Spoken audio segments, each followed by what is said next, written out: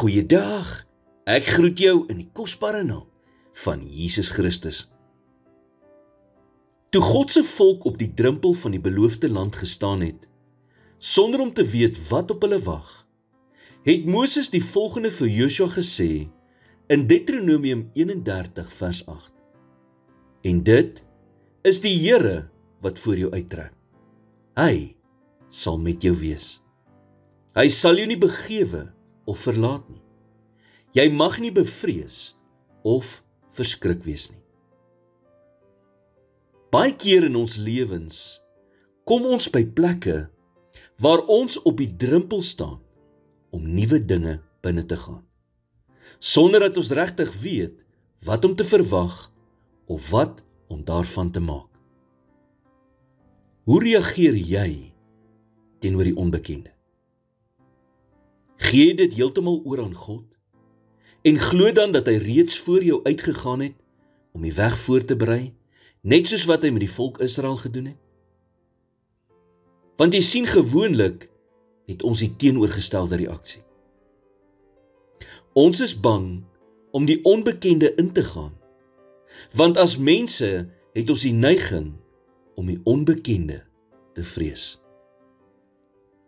Ons is so bang dat ons 'n fout sal maak en dan sal verloor wat ons reeds het, dat dit ons terughou om enige vordering in ons lewens te maak.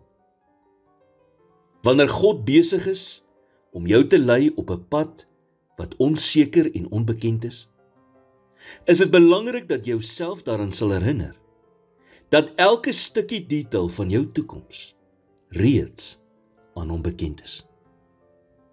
En vir hierdie rede kan jy vandag ook soos Moses sê, dit is die Here wat voor my uittrek.